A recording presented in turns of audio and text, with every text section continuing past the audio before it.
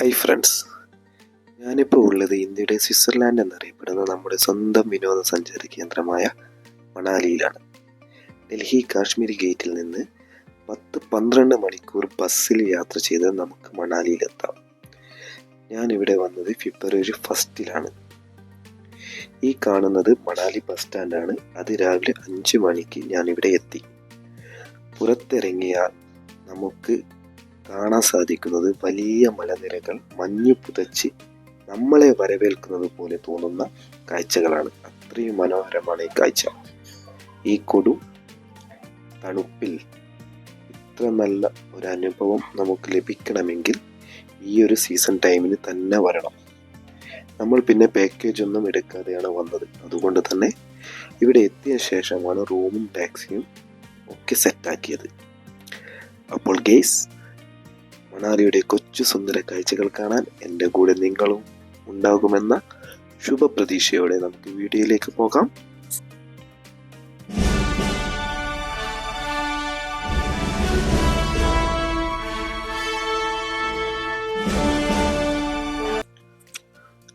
Manali bus സ്റ്റാൻഡിൽ നിന്ന് ഒരു ടാക്സിയും വിളിച്ച് നമ്മൾ റൂമിലേക്കുള്ള യാത്രയിലാണ്. ഒരു 10 മിനിറ്റ് യാത്രയുണ്ടാവും റൂമിലേക്ക്. ഈ യാത്രാ മധ്യേ അതിമനോഹരമായ കാഴ്ചയാണ് നമുക്ക് സമ്മാനിക്കുന്നത്. മഞ്ഞു വിരിച്ചു നിൽക്കുന്ന മലനിരകൾ കാണാം. റോഡിൻ്റെ ഇരുവശത്തും മഞ്ഞു വീണ് കിടക്കുന്നത് നമുക്ക് കാണാൻ പറ്റും. പിന്നെ റോഡിൻ്റെ വലതുവശത്തായി ബിയാസ് നദി ഒഴുകുന്നതായിട്ട് കാണാം. ഈ കാണുന്നത് ബിയാസ് നദിക്ക് കുറുകെയുള്ള ഒരു പാലമാണ്. ഈ പാലം ക്ലോസ് ചെയ്തിട്ട് വേണം നമുക്ക് നമ്മുടെ റൂമിലേക്ക് പോവാൻ. ബിയാസ് നദി ഹിമാലയത്തിൽ നിന്ന് ഉത്ഭവിക്കുന്ന ഒരു നദിയാണ്. ഈ ബിയാസ് നദീതീരത്താണ് മണാലി സ്ഥിതി ചെയ്യുന്നത്. അങ്ങനെ ഈ മനോഹരമായ കാഴ്ചകൾക്കൊടുവിൽ നമ്മൾ നമ്മുടെ റൂമിൽ എത്തിയിരിക്കുകയാണ്. ഇതാണ് നമ്മുടെ ഫ്ലാറ്റ്. ഇവിടെയാണ് നമ്മൾ താമസിക്കാൻ പോകുന്നത്. ഇനി ഒന്ന് ഫ്രഷ് ആവണം. അതിനുശേഷം പുറത്തിറങ്ങിയിട്ട് ബാക്കി കാഴ്ചകളിലേക്ക് പോകാം. എൻ്റെ റൂമിൽ നിന്നുള്ള ഒരു കാഴ്ചയാണിത്. വളരെ മനോഹരമായൊരു കാഴ്ചയാണ്. ദൂരെ മലനിരകൾ നമുക്ക് കാണാൻ പറ്റും. മഞ്ഞ് പുതച്ചു നിൽക്കുന്ന മലനിരകൾ, താഴേക്ക് മഞ്ഞു വീണ് കിടക്കുന്നത് നമുക്ക് കാണാൻ പറ്റും. അത്രയും മനോഹരമായ എന്തൊരു സുന്ദരമായ കാഴ്ചയാണിത്. അങ്ങനെ ഒന്ന് ഫ്രഷ് ആയതിനു ശേഷം നമ്മൾ പുറത്തിറങ്ങിയ റൂമിൻ്റെ അടുത്തുള്ള കുറച്ച് കാഴ്ചകളാണ് ഇതൊക്കെ. കുറച്ച് ഷോപ്പുകളും പീടികകളും കാര്യങ്ങളൊക്കെ ഉണ്ട്. കൂടുതലായിട്ടും ഹോട്ടൽസുകളുണ്ട്, റൂംസുകൾ, ഇവയാണ് കൂടുതലായിട്ടുള്ളത്. പിന്നെ ആ തണുപ്പെല്ലാം കൊണ്ട് ഇങ്ങനെ പതുക്കെ മുന്നോട്ട് നീങ്ങിയപ്പോൾ ഒരു ഏരിയ കണ്ടു, ഒരു സ്ഥലം. നമ്മുടെ നാട്ടിലൊക്കെ പറമ്പിൽ മണ്ണാണെങ്കിൽ ഇവിടെ അങ്ങനെ ഒരു ഏരിയയിൽ മൊത്തം മണ്ണിന് പകരം മഞ്ഞാണ്. അത്രയും ഹൈറ്റിൽ മഞ്ഞിങ്ങനെ കിടക്കുക. നമ്മൾ ഇറങ്ങിക്കഴിഞ്ഞാൽ ഒരു കാല് ഫുള്ളായിട്ട് താണു പോകുന്ന ഹൈറ്റിൽ മഞ്ഞിങ്ങനെ കിടക്കുകയാണ്. ഭയങ്കര ഭംഗിയാണ് കേട്ടോ കാണാൻ. വളരെ വളരെ മനോഹരമാണ്. വൈറ്റ് കളറിൽ മഞ്ഞിങ്ങനെ കിടക്കുകയാണ് ഒരു ഏരിയ മുഴുവനായിട്ട്. അതിൻ്റെ തൊട്ട് നേരെ മലനിരകളാണ്. അതിലിങ്ങനെ മഞ്ഞിങ്ങനെ കാണാൻ പറ്റും നമുക്ക്. ഭയങ്കര സീനറിയിലൊക്കെ കാണുന്ന പോലത്തെ കാഴ്ചയാണ്. പിന്നെ ഈ മഞ്ഞ് നമ്മുടെ ഫ്രിഡ്ജിലൊക്കെ കാണില്ലേ, നമ്മൾ വീട്ടിലെ ഫ്രിഡ്ജിലൊക്കെയാണ് ഇങ്ങനെ കണ്ടിട്ടുള്ളത്. അത് നമ്മൾ റിയലൈസ് ആയിട്ട് കാണുമ്പോൾ നമുക്ക് പ്രത്യേക അനുഭവം തന്നെയാണ് ഉണ്ടാവുക. അയ്യൊരു മഞ്ഞും മലയും ഇങ്ങനെ വൈറ്റ് കളറിൽ കാണുമ്പോൾ ഭയങ്കര രസമാണ് കേട്ടോ. അപ്പം അതൊക്കെ കണ്ട് നമ്മൾ മുന്നോട്ട് നീങ്ങി. ഈ കാണുന്നതാണ് ബിയാസ് നദി. ഞാൻ മുന്നേ പറഞ്ഞ നദിയില്ലേ, ഇപ്പോൾ ഈ നദിയിൽ വെള്ളം വളരെ കുറവാണ്. ഓഗസ്റ്റ് മാസമായി കഴിഞ്ഞാൽ ഇവിടെ മഴക്കാലമായി കഴിഞ്ഞാൽ ഈ ഒരു ഏരിയ കാണുന്നില്ലേ, ഈ ഫുൾ ഏരിയ, അവിടെ ഫുള്ളായിട്ട് വെള്ളം നിറയും. അപ്പോൾ തന്നെ പേടിയാവും നമുക്ക്. കാരണം പകുതി ഈ വെള്ളം കയറിയതിൻ്റെ ഒരു സിഗ്നൽ എന്നുള്ള രീതിയിലാണ് റോഡൊക്കെ ഇടിഞ്ഞ് താണത് നമുക്ക് തന്നെ കാണാൻ പറ്റുന്നുണ്ട് ഇവിടെ. അപ്പോൾ അത്രയും ഹൈറ്റിൽ വെള്ളം വരിക എന്ന് പറഞ്ഞു കഴിഞ്ഞാൽ ഭയങ്കര ഭീതിപ്പെടുത്തുന്ന ഒരു കാര്യമായി തോന്നും അല്ലേ. അത് ഫുള്ളും വെള്ളമാവും. ഈ നദിയുടെ പേരാണ് ബിയാസ് നദി. ഇത് ഹിമാലയത്തിൽ നിന്നാണ് ഉത്ഭവിക്കുന്നത്. അവിടുന്ന് നമ്മൾ നേരെ പോകുന്നത് ഒരു ദേവി ക്ഷേത്രത്തിലേക്കാണ്. ഒരു ടെമ്പിളിലേക്കുള്ള ഒരു കവാടമാണ് മുന്നിൽ കാണുന്നത്. ആ ദേവി ക്ഷേത്രത്തിന്റെ പേരാണ് ഹിംദിബ ദേവി ക്ഷേത്രം. ആ കവാടത്തിനുള്ളിലൂടെ കടന്നു കഴിഞ്ഞാൽ കുറച്ച് ഏരിയ നമുക്ക് നടക്കാനുണ്ട്. ഒന്ന് ഓൾഡ് മണാലിയിലേക്കുള്ള വഴിയും അതേപോലെ തന്നെ നമുക്ക് ടെമ്പിളിലേക്ക് വഴിയും കാണാം, ലെഫ്റ്റും റൈറ്റും ആയിട്ട്. ലെഫ്റ്റ് സൈഡിലേക്കാണ് ടെമ്പിളിലേക്കുള്ള വഴി. ആ വഴിയെ നമ്മൾ നടക്കുമ്പോൾ ഒരു ചെറിയ റോഡാണ്, സൈഡിലൊക്കെ കച്ചവടവും കാര്യങ്ങളൊക്കെ നടക്കുന്നുണ്ട്. പിന്നെ സൈഡിലൊക്കെ മഞ്ഞും കാര്യങ്ങളും ഒക്കെ നമുക്ക് കാണാം. ഷോപ്പിൻ്റെ ഫ്രണ്ടിലൊക്കെ മഞ്ഞാണ്. അങ്ങനെ കുറച്ചധികം നടന്നു കഴിഞ്ഞാൽ നമ്മൾ ചെറിയൊരു ടൗൺ ഏരിയയിലെത്തും. ചെറിയൊരു ടൗണാണ്. ഈ ഒരു ഏരിയ നല്ല ഭംഗിയാണ് കാണാൻ. നമ്മളൊരു വൈകിട്ട് ഒരു 4 മണി ഇങ്ങനെയാണ് അവിടത്തേക്ക് പോയിട്ടുള്ളത്. അവിടെ മഴക്കാറുള്ളത് കൊണ്ടും മഴയുള്ളത് കൊണ്ടാണ് ഈ ഒരു ക്ലൈമറ്റ്. സൂര്യനൊന്നുമില്ല, നല്ല തണുപ്പുമാണ്. അവിടുന്ന് റൈറ്റിലേക്ക് തിരിഞ്ഞ് കുറച്ച് നടക്കണം ടെമ്പിളിലേക്ക്. അങ്ങനെ അവിടുത്തെ കുറച്ച് കാഴ്ചകളെല്ലാം കണ്ടു. ചെറിയ ടൗണാണ്, കച്ചവടങ്ങളും കാര്യങ്ങളൊക്കെ ഉണ്ട്. പിന്നെ വണ്ടിയും കാര്യങ്ങളൊക്കെ അങ്ങോട്ടും ഇങ്ങോട്ടും പോകുന്നുണ്ട്, അത്യാവശ്യം തിരക്കുണ്ട്. അങ്ങനെ നമ്മൾ നേരെ നടന്നു. ചെറിയൊരു ബോർഡ് കണ്ടു, ഹിംദിബ ദേവി ക്ഷേത്രം വേ എന്ന് പറഞ്ഞിട്ടൊരു ബോർഡ് കണ്ടു. അത് കുറച്ച് റിസ്ക് ഉള്ള ഒരു വേ ആയിരുന്നു. നമ്മൾക്ക് ആദ്യമായിട്ട് പോകുന്നത് കൊണ്ട് നമുക്കറിയില്ലായിരുന്നു. പക്ഷെ ഭയങ്കര രസമായിരുന്നു കേട്ടോ. നല്ലൊരു കയറ്റമാണ്. ഒരു മല ഇങ്ങനെ കയറി പോകണം. അതിനുള്ള പ്രത്യേക വേയും കാര്യങ്ങളൊക്കെ ഉണ്ട്. സൈഡിലേക്ക് സേഫ്റ്റി ഇതൊക്കെ ഉണ്ട്, പിടിച്ച് നടക്കാനുള്ള കാര്യങ്ങളൊക്കെ ഉണ്ട്. പക്ഷേ തണുപ്പും പിന്നെ ഇതൊക്കെ ആകുമ്പോൾ നമ്മുടെ ശരീരം ടയേർഡ് ആവുമല്ലോ. അപ്പോൾ അതിൻ്റെ ഒരു ബുദ്ധിമുട്ടും കാര്യങ്ങളൊക്കെ ഉണ്ടെങ്കിലും നമ്മൾ കയറിപ്പോയി. കാരണം ഇൻട്രസ്റ്റ് ആയിരുന്നു, അടിപൊളിയായിരുന്നു. കാര്യങ്ങൾ പോകാനൊക്കെ ഒരു രസമാണ്. അങ്ങനെ കുറച്ചധികം മുകളിലൊക്കെ കയറി ചെന്ന് കഴിഞ്ഞാൽ നമുക്ക് വഴിയിൽ കുറേ കാര്യങ്ങൾ കാണാം. ഒരു പശുവിനെ കാണാം, വലിയ രോമൊക്കെയുള്ള ഒരു പ്രത്യേക മൃഗം. അതിൻ്റെ പേരെനിക്കറിയില്ല. അതിൽ നമുക്ക് ഒരു പൈസ കൊടുത്തു കഴിഞ്ഞാൽ നമുക്ക് അവിടെ നിന്ന് ഫോട്ടോ കാര്യങ്ങളൊക്കെ എടുക്കാം കേട്ടോ. പിന്നെ വലിയൊരു ഏരിയ ആണ് അവിടെ.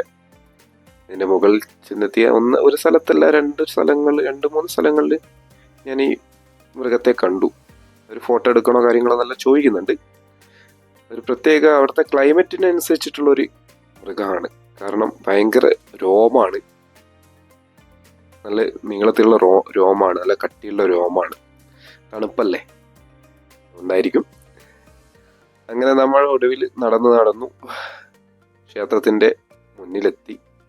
ക്ഷേത്രത്തിൻ്റെ മുന്നിലെത്തുന്ന തൊട്ട് മുന്നേ കുറച്ച് കച്ചവടവും കാര്യങ്ങളൊക്കെ ഉണ്ട് കേട്ടോ. കുറച്ച് ഫുഡ് കഴിക്കാം, എന്തെങ്കിലും സാധനങ്ങൾ മേടിക്കണേ സാധനം മേടിക്കാം. പിന്നെ കളർ പെൻസില്, പിക്ചേഴ്സ് കാര്യങ്ങൾ, ഫോട്ടോസൊക്കെ ഉണ്ട്. അതിൽ ചെറിയൊരു നടന്നു പോകുന്ന വഴിയിൽ ഈ കാര്യങ്ങളൊക്കെ നമുക്ക് കാണാൻ പറ്റും. അങ്ങനെ ഒടുവിൽ നമ്മൾ നേരെ അതെല്ലാം കഴിഞ്ഞ് ചെന്നെത്തുന്നത് ക്ഷേത്രത്തിൻ്റെ മുന്നിലാണ്. വളരെ മനോഹരമായ ലൊക്കേഷൻ ആയതിനാലും വളരെ പ്രസിദ്ധമായ ക്ഷേത്രമായതിനാലും ഒരുപാട് സിനിമകളുടെ ചിത്രീകരണം ഇവിടെ വെച്ച് നടന്നിട്ടുണ്ട്. രൺവീർ കപൂറിൻ്റെ ഈ ഒരു സിനിമയുടെ ചിത്രീകരണം ഇവിടെ വെച്ചായിരുന്നു നടന്നത്. വളരെ മനോഹരമായിട്ടാണ് അത് ചിത്രീകരിച്ചിട്ടുള്ളത്. മണാലിയിലെ പ്രസിദ്ധമായ ഒരു ക്ഷേത്രമാണിത്. ഈ ദേവീക്ഷേത്രം മഹാഭാരത കാലഘട്ടവുമായി ബന്ധപ്പെട്ടിരിക്കുന്നു. പാണ്ഡവനായ ഭീമന്റെ ഭാര്യയായ ഹിന്ദിബയുടേതാണ് ഈ ക്ഷേത്രം. മഹാഭാരത യുദ്ധത്തിനു ശേഷം 1553 കുളു രാജാവായ മഹാരാജ ബഹദൂർ സിംഗ് ആണ് ഈ ക്ഷേത്രം നിർമ്മിച്ചത്. മരത്തിലാണ് ഈ ക്ഷേത്രം നിർമ്മിച്ചത്. പഗോഡ ശൈലിയിൽ നിർമ്മിച്ച ഈ ക്ഷേത്രത്തിന് 4 നിലകളുണ്ട്. ക്ഷേത്രത്തിന്റെ മേൽക്കൂര ലോഹത്തകിടുകൾ കൊണ്ടാണ് നിർമ്മിച്ചിരിക്കുന്നത്. ഹിന്ദിബ ദേവിയാണ് ഇവിടുത്തെ ആരാധനാമൂർത്തി. ഇവിടെ ദേവിയുടെ വിഗ്രഹത്തിന് പകരം ഒരു പാറക്കല്ലാണ് പൂജിക്കുന്നത്. ദുന്ദ്രിവന വിഹാർ എന്ന് വിളിക്കുന്ന വനത്തിലാണ് ഈ ക്ഷേത്രം നിലകൊള്ളുന്നത്. ആ കാണുന്ന പൂക്കൊട്ടയും പിടിച്ച് സാരിയിലെടുത്ത് നിൽക്കുന്ന സ്ത്രീകളൊക്കെ ഉണ്ടല്ലോ, അവരോടൊപ്പമെല്ലാം നമുക്ക് ഫോട്ടോ എടുക്കാം കേട്ടോ. അതിന് വേണ്ടിയിട്ടാണ് അവർ വെയിറ്റ് ചെയ്ത് നിൽക്കുന്നത്. ഒരുപാട് ആൾക്കാർ അവരോടൊപ്പം ഫോട്ടോ എടുക്കുന്നുണ്ട്. പിന്നെ അവർ ധരിച്ച അതേ ഡ്രസ്സ് നമുക്കും ധരിച്ചിട്ട് ഫോട്ടോ എടുക്കാം. അതിൽ ചെറിയൊരു പേയ്മെൻറ്റ് കൊടുത്താൽ മതി. അതിൻ്റെ കുറച്ച് പിറകിലായിട്ടായിട്ട് ചെറിയ ആക്ടിവിറ്റീസും കാര്യങ്ങളൊക്കെ കാണാൻ പറ്റും നമുക്ക്. ഒരു 10 രൂപ കൊടുത്തു കഴിഞ്ഞാൽ നമുക്ക് ചെറിയ ആക്ടിവിറ്റീസും കാര്യങ്ങളൊക്കെ താല്പര്യമുണ്ടെങ്കിൽ ചെയ്യാവുന്നതാണ്. അവിടെ നിന്ന് നമ്മൾ നേരെ പോയത് ഓൾഡ് മണാലിയിലേക്കാണ്. ഈ കാണുന്നതാണ് ഓൾഡ് മണാലിയിലേക്കുള്ള കവാടം. ഈ കവാടം കടന്നു വേണം നമ്മൾ ഓൾഡ് മണാലിയിലേക്ക് പോവാൻ. അങ്ങനെ നമ്മൾ കവാടവും കടന്നു നേരെ മുന്നോട്ട് പോയി. ഈ ഓൾഡ് മണാലി എന്ന് പേര് വരാനുള്ള കാരണം മനുവിൻ്റെ ആലയം, മനു ആലയ എന്ന വാക്കിൽ എന്നാണ് മണാലി എന്ന വാക്ക് ഉണ്ടായതെന്നാണ് വിശ്വാസം. ഈ ഓൾഡ് മണാലി പരമ്പരാഗത പുരാതന വ്യാപാര പാതകളുടെയും ഹിമാചലി സംസ്കാരത്തിൻ്റെയും കേന്ദ്രമാണ്. പരമ്പരാഗത വീടുകളും ഇന്ദിവ ക്ഷേത്രവും ഈ ഓൾഡ് മണാലിയുടെ തീരത്തെ പ്രദേശത്താണ് നിലകൊള്ളുന്നത്. അതുകൊണ്ട് ഇത് അവരുടെ മുഖമുദ്രയാണ്. അപ്പോൾ നമ്മൾ മുന്നോട്ട് നടന്നു. അവിടെ ഒരു പാലമുണ്ട്. പാലത്തിന്റെ അപ്പുറം കടന്നു കഴിഞ്ഞാൽ ഓൾഡ് മണാലിയാണ്. ആ പാലത്തിന്റെ അടിയിൽ ഒഴുകുന്ന വെള്ളം ബിയാസ് നദിയാണ്. അതിന്റെ തൊട്ടടുത്ത് ക്യാമ്പ് ഫയറും കാര്യങ്ങളൊക്കെ നടക്കുന്നുണ്ട്. ചെറിയ ടെന്റും കാര്യങ്ങളെല്ലാം കെട്ടിയിട്ട് ഭയങ്കര ആംബിയൻസ് ആണ് കേട്ടോ, ഒരു രക്ഷയില്ല, അടിപൊളിയാണ്. അങ്ങനെ നമ്മൾ കുറച്ച് കാഴ്ചകളെല്ലാം അവിടുന്ന് കണ്ടതിന് ശേഷം നമ്മൾ മുന്നോട്ടേ നടന്നു. ഇവിടെ കാണാം മഞ്ഞിങ്ങനെ ഹൈറ്റിൽ, വണ്ടിയൊക്കെ മഞ്ഞിന്റെ ഉള്ളിൽപ്പെട്ടത്, കാറൊക്കെ മഞ്ഞിന്റെ അടിയിലാണുള്ളത്. അത്ര ഹൈറ്റിൽ മഞ്ഞിങ്ങനെ കൂമ്പാരമായിട്ട് കിടക്കുകയാണ്. പിന്നെ നമുക്ക് ചെറുതായിട്ട് വിശക്കുന്നുണ്ടായിരുന്നു കേട്ടോ. അപ്പോൾ ഹോട്ടൽ തപ്പി നടന്നപ്പോൾ തൊട്ട് മുന്നിൽ ഒരു ഹോട്ടലും കണ്ടു. അങ്ങനെ നേരെ ഹോട്ടലിലെ കാര്യങ്ങളും മെനുവും കാര്യങ്ങളൊക്കെ നോക്കി. വെറൈറ്റി ഐറ്റംസും കാര്യങ്ങളൊക്കെ ഉണ്ട്. നമുക്കറിയാത്ത കുറേ ഫുഡുകളുണ്ട്. പിന്നെ നമുക്ക് ഏറ്റവും ഇഷ്ടപ്പെട്ടത് അവിടുത്തെ ആംബിയൻസ് ആണ്. അവിടെ നേരെ ഓപ്പോസിറ്റ് നമ്മളെ ഈ പുഴയാണ്, തൊട്ടടുത്ത് മഞ്ഞ്, പിന്നെ ക്ലൈമറ്റ്, ക്യാമ്പ് ഫയർ, ഇതൊക്കെയായിരുന്നു ഏറ്റവും കൂടുതൽ അട്രാക്ട് ചെയ്ത സംഭവം. അങ്ങനെ നമ്മൾ അവിടുന്ന് ചെറിയ ഒരു റൂമൊക്കെ കൊള്ളാം കേട്ടോ, നല്ല വൃത്തിയുള്ള റൂമൊക്കെ കാര്യങ്ങളാണ്. നമ്മൾ ചെറുതായിട്ട് ഒരു ബിരിയാണി ഓർഡർ ചെയ്തു. ബിരിയാണി നമ്മൾ സാധാ ബിരിയാണിയാണ്, പക്ഷെ അതിലെ മസാലകളും അതിൻ്റെ കൂട്ടുമൊക്കെ ഡിഫറെൻറ്റ് ടേസ്റ്റാണ്. ഒരു മുട്ടയൊക്കെ ഉണ്ട് അതിൽ, അടിപൊളി. അങ്ങനെ ഭക്ഷണം കഴിച്ചു കുറച്ച് നേരം നമ്മൾ അവിടെ റെസ്റ്റ് എടുത്തു. അവിടെ ക്യാമ്പ് ഫയറും കാര്യങ്ങളൊക്കെ കണ്ടു. അപ്പോഴാണ് വിചാരിക്കാത്ത നമ്മൾ കാത്തു നിന്ന ഒരു സംഭവം ഉണ്ടായത്. എന്താണത്? സ്നോഫ്ലോ. ഒരു രക്ഷയുണ്ടായിരുന്നില്ല, അതിമനോഹരമായിരുന്നു. ഞാൻ ജീവിതത്തിൽ ആദ്യമായിട്ടാണ് ഇത് കാണുന്നത്. മലയാളത്തിൽ പറഞ്ഞ മഞ്ഞ് മഴ. ഒരു രക്ഷയുമില്ല, നല്ല അടിപൊളി തണുപ്പ് എന്ന് പറഞ്ഞാൽ മരണ തണുപ്പാണ് കേട്ടോ. അതിൻ്റെ കൂടെ ഈ ഒരു മഴയും ഈ ഒരു സ്നോയും കൂടി വന്നപ്പോൾ പറഞ്ഞറിയിക്കാൻ പറ്റാത്ത തരത്തിലുള്ള ഒരു അനുഭവമായിരുന്നു ഉണ്ടായത്. അത്രയും മനോഹരമായിട്ടുണ്ട്. ഒരുപാട് നേരം മഞ്ഞുമഴ ഉണ്ടായി, സ്നോഫ്ലോ ഉണ്ടായി. വളരെ വളരെ എൻജോയ് ചെയ്തു നമ്മൾ. അത്രയും സന്തോഷം തോന്നി, കാരണം കറക്റ്റ് ടൈമിനായിരുന്നു അത് ഉണ്ടായത്.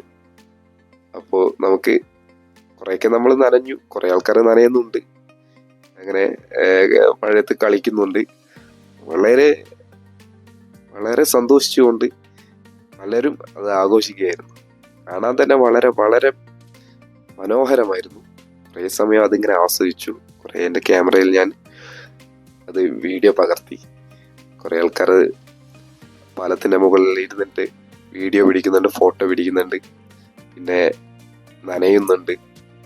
പക്ഷെ അത് കാണാനായിരുന്നു ഭംഗി. ഒരു രക്ഷയില്ലാത്തൊരു അനുഭവമായിരുന്നു അത് നമ്മൾ നമ്മളെ കൺമുന്നിൽ കണ്ടു എന്ന് പറയാം. അപ്പോൾ എല്ലാവരോടും പറയാനുള്ളത്, ഒരിക്കലെങ്ങാനും നമ്മൾ ഇവിടെ വിസിറ്റ് ചെയ്യണം. അത് ഈ ഒരു സീസണിൽ പോകണം, എന്നാൽ മാത്രമേ നമുക്കിതൊക്കെ ആസ്വദിക്കാൻ പറ്റുള്ളൂ. അപ്പം എൻ്റെ വളരെ കാലത്തെ ഒരാഗ്രഹമായിരുന്നു, അത് സാധിച്ചു. ഇനി നിങ്ങളും പോവുക.